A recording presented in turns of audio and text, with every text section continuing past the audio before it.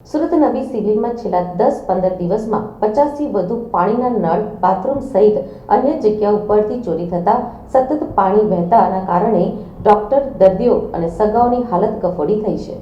સુરત નવી civil hospital kidney બિલ્ડિંગમાં trauma centre, OPD અને વોર્ડ સહિતના જરૂરી વિભાગમાં બાથરૂમ અને વોશ બેસિનમાં હાથ ધોવા અને જરૂરી ઉપયોગ કરવા સહિતના માટે પાણી વ્યવસ્થા કરવામાં આવી છે. પણ છેલ્લા 10થી 15 દિવસથી બાથરૂમ સહિતની જગ્યાએથી 50થી વધુ પાણીના નળની ચોરી થઈ હોવાનું જાણવા મળ્યું હતું. જ્યારે નળ ચોરી થયા બાદ જ્યાં સુધી બીજો નળ નહીં નાખે ત્યાં સુધી પાણી સતત વહેતું રહે છે. છેલ્લા 10થી 15 દિવસ દરમિયાન ચોરી થયેલા નળ તંત્ર દ્વારા નવા નળો નાખવામાં આવી રહ્યા છે, પરંતુ સિવિલમાં સુરક્ષા અને સલામતી માટે ત્યાં સિક્યુરિટી ગાર્ડ કે સિક્યુરિટી સુપરવાઇઝર યોગ્ય ફરજ કેમ બજાવતા નથી કે નળ ચોરી કરનાર શખ્સને કેમ પકડાતા નથી. હાલમાં પાણીના નળની ચોરી થાય છે, પણ તેની તંત્ર ગંભીર નોંધ નહીં લે તો દર્દીના સારવાર માટે જરૂરી સાધનો સહિત કિંમતી વસ્તુઓ પણ ચોરી થવાની શક્યતા છે. તો બીજી તરફ એવું પણ જાણવા મળ્યું છે કે સિવિલની 3 બિલ્ડિંગ સહિતનો વિસ્તાર મોટો છે, તેમ છતાં ઓછા સિક્યુરિટી ગાર્ડ ફરજ બજાવે છે. આ સંજોગોના કારણે હોસ્પિટલમાંથી ચોરીઓ થતી હશે કે વાહનોનું પાર્કિંગ પણ બરાબર થતું નથી. સિક્યુરિટી ગાર્ડની સંખ્યામાં ઘટાડો છે, ત્યારે આ અંગે સુરત સિવિલ હોસ્પિટલના સુપ્રિન્ટેન્ડન્ટ ડોક્ટર ધારિત્રી પરમારે જણાવ્યું હતું કે સુરત સિવિલ હોસ્પિટલની કિડની બિલ્ડિંગમાં નળની ચોરી થતી હોય તેવું મારા ધ્યાન ઉપર આવ્યું છે.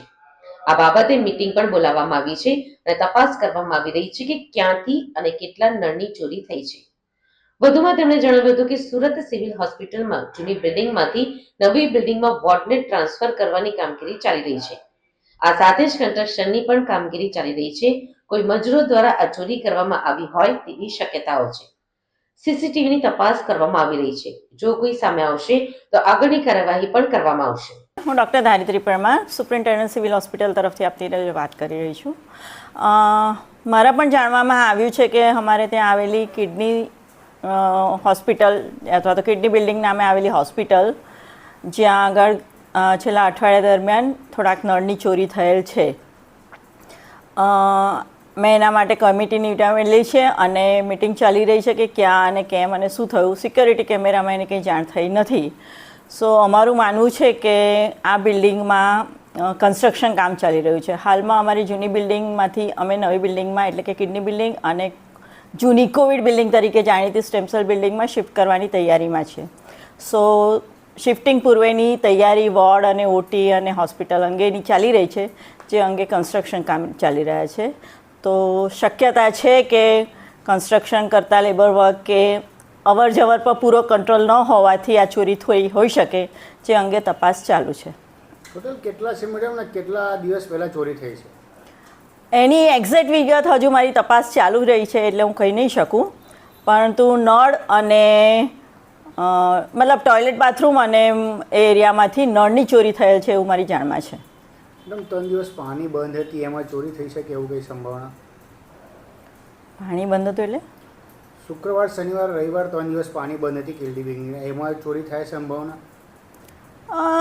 નળની ચોરી અને પાણીની સંભાવના જોડે કંઈ ખાસ ના હોય. કામ ચાલે છે એટલે નળ પાણીનો સપ્લાય ઓન એન્ડ ઓફ બંધ ચાલુ કરવામાં આવે છે, પરંતુ લોજિકલી મને નથી લાગતું કે નળની ચોરી અને પાણીનું બંધ થવાનું કોઈ કનેક્શન હોય, સિવાય કે એ જ માણસો ચોરી કરી ગયા હોય.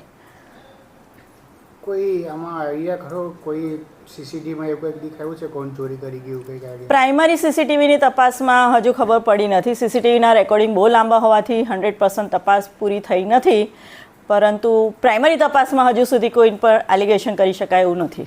મેડમ એમાં કંઈક એફઆઈઆર કંઈક લખાવવામાં આવશે? એ ડિપેન્ડ્સ. હવે કોઈ વિક્ટીમ મળે તો એફઆઈઆર કરીએ, અથવા તો પછી તો સિક્યોરિટીને ટાઈટ કરવાનો ઇસ્યુ આવે.